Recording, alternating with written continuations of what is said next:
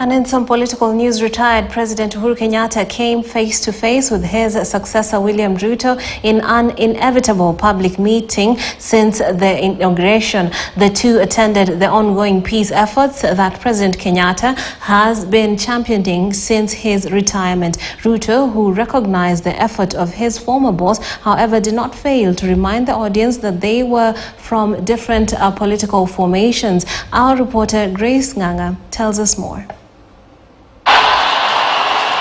President William Ruto and his predecessor Uhuru Kenyatta today came together as part of the ongoing attempt to restore peace in the DRC. This was the first public meeting since the inauguration ceremony in September. While the two remained cordial, not much could be read out of their body language, but the meeting also felt less tense. Just like the past, at the best of times, the two shared light moments as they communicated through notes and acknowledged the presence of each other. Uhuru, who missed the State House function after the handover, has not been spotted in public with the president, instead preferring to go about his business like a retiree, but with national and regional responsibilities. This meeting took place during the official opening of the third inter-Congolese consultations of the Nairobi peace process at Safari Park Hotel, Nairobi.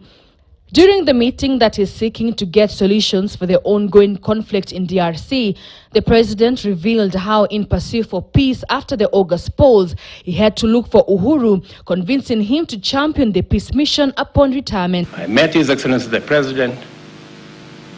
I looked at him in the eye and I told him, Mr. President, you have started a very important process in EAC. I would want you to continue that process. And he told me he was ready to do it.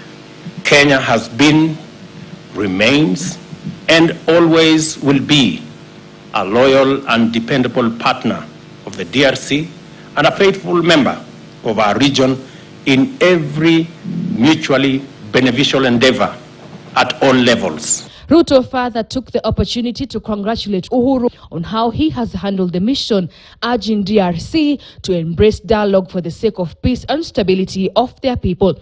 It is important that we also appreciate with gratitude the role played by His Excellency Uhuru Kenyatta as he continues to play the role as chief facilitator of the Nairobi process.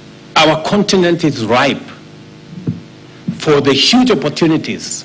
This is the continent of our century, and we cannot afford to lose the opportunity of our lifetime at the altar of conflicts that we can resolve. On his part, Uhuru, who is the peace convoy for the Horn of Africa, urged for reforms aimed at disarming armed groups as one of the key resolutions for lasting solutions for Congo in the restoration for peace and stability, commending Kenya for sending their troops for the mission. The efforts that we have deployed in the framework of the Nairobi process have indeed yielded positive results. Amani ipatikane, haitapatikana kutoka wengine, itatokana kwenu nyinyi wenyewe. Kenya has so far sent 3 of its KDF troops to manage the M23 rebels in DRC. President William Ruto has said Kenya will not relent in ensuring that there is peace and stability at the eastern part of DRC as the country plays an integral role in the Eastern African community. Grace Nganga, KTN News, Safari Park Hotel, Nairobi. Thank you, Grace, for that report. And moving on, President William Ruto has backed the move by Nairobi Governor Johnson Sakaja to close nightclubs operating in residential areas. Ruto says Sakaja